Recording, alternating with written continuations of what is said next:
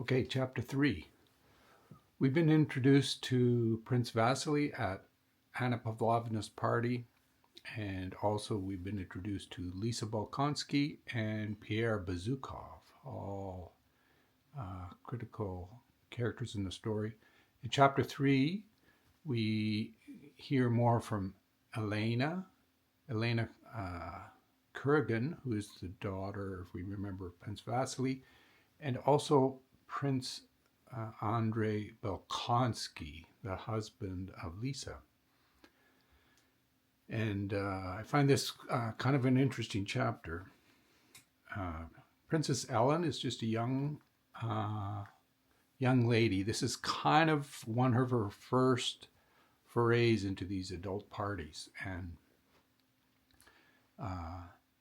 she's been praised for being a very beautiful woman, and you get this sense that it's been sort of repeated to her numerous times. And I'll just read a little sentence here.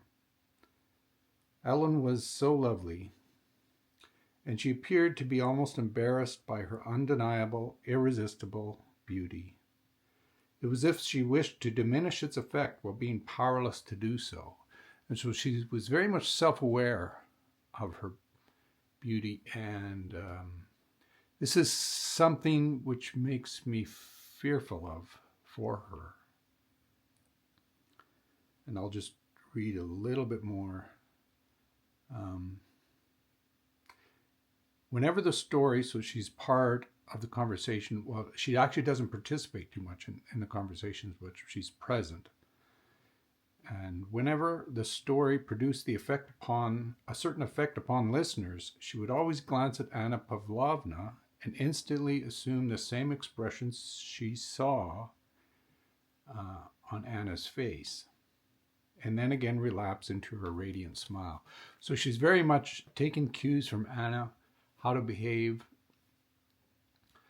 She's a person who's been praised for her beauty, and this is something I'm kind of fearful for Anna. Whether this will then become a debilitating and constraining feature on her personality and character. And you see this quite frequently, and in Prince Andrei we see a similar thing, but it's not with beauty. People have some sort of noticeable difference. In Ellen's case, it's beauty. It could be intelligence. It could be some sort of skill. It might be some physical prowess. It might be faith and belief. And it's something that at once seems like a gift and an ability and a very positive thing. And these things are very positive things, but they can become debilitating in as much as a person no longer sees the world past them. Their whole identity becomes completely overtaken by this thing, and they would very much self-defend it as being a good thing still, but it can be something that they can't see past. So this is something I fear for Ellen in a practical way. And we get a similar thing with Andrei, Prince Andrei, and I'll just read about him. Everything about him, from his weary, jaded aspect to his slow, measured step, was in the sharpest contrast to his vivacious little wife. It was obvious that he not only knew everyone in the drawing room, but was so thoroughly bored with them that he found it tedious to look at them or even listen to them. In Prince Andrei's case, I may be kind of jumping the gun here a little bit, but he was a very smart young man, very intelligent. And so in his case, the thing he was really working through is how his intelligence could be a very positive thing in his life. So there's this evolution of all these different attributes and skills a person may have that may initially be very beneficial to them, but can also be constraining. So with the Prince Andrei, he's this very young, intelligent young man, and it's both a gift, but it's also a curse. If you're a very intelligent person and you're interacting with people who maybe think on 2 dimensions and you're thinking on 3 dimensions, it can get, repeatedly very tiring. And it's hard to know what's the skill to continue to positively engage in a world or with a community or people of which, you can see the horizon and all the permutations and perhaps at times the contradictions of life or some futilities of things, and yet still proceed very positively and engage with it. And so this is what Prince Andrei is struggling with. He's a very typical sort of modern day existentialist in that he's sort of become jaded in society, with people, with ideas, of which he has sort of gone around the mill with all these things. And you fear for Prince Andrei on this level, just in a similar way you fear for Hélène regarding her beauty. And it need not be intelligence or beauty, like I say. It might be a physical skill you possess, or you can often see this, and we'll probably see this in this book, where it's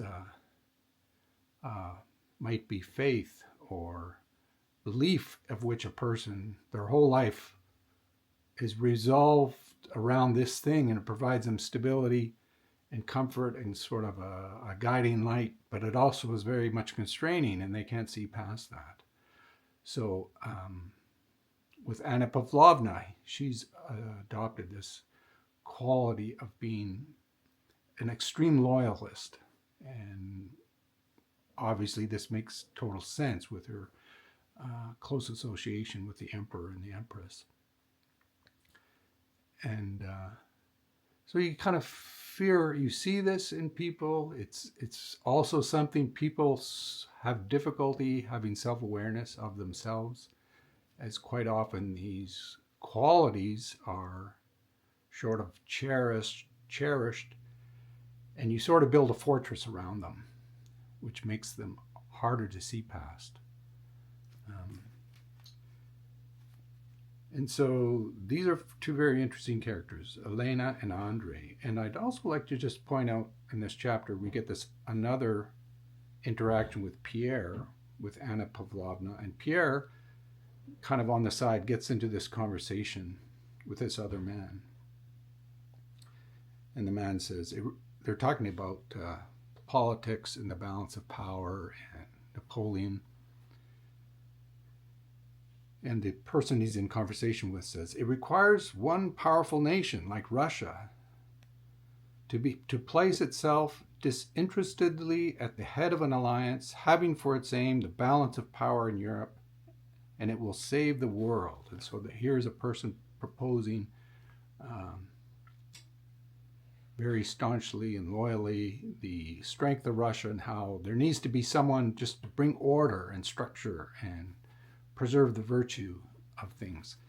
And it's not that Pierre's opposed to these things, but we get a little more insight into Pierre by his response. And he says, but how are you going to obtain such a balance? In other words, he's not in question of that, but he's in question of sort of, what does balance of power mean to you? So here's a little bit more of nuance with Pierre's character, how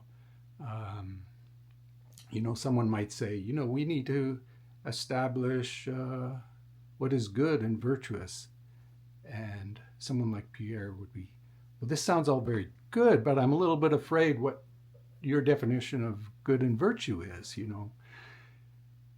And so this is where Pierre is. He's just at the crux of grappling with these things on a higher dimension, not just taking things at face value, but realizing, all sort of movements that have led to catastrophe and even the uprising of evil characters. And it often starts with very good and virtuous ideas that kind of go sour.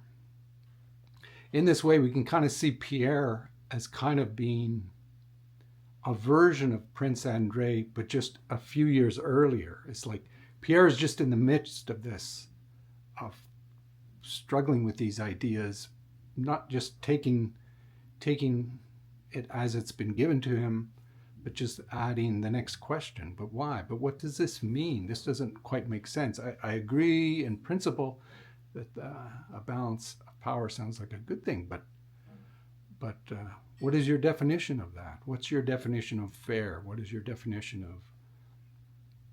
of what is good? And at this time in this book, we have a world much like today, with these a huge discrepancy between the haves and the have-nots, between the wealthy and the poor. We have the aristocrats, and we have the serfs and the farmers, and this is something we'll see play out in the story as Pierre grapples with these things. But we have also this other gentleman, Prince Andrei. We get the sense he's sort of grappled with these things, but he hasn't seen his way to the other side. He's seen the contradictions in ideas, whereas many ideas are good sounding. It's in the implication of them, and also the inherent contradictions that are caught up in them. He's kind of found himself here, and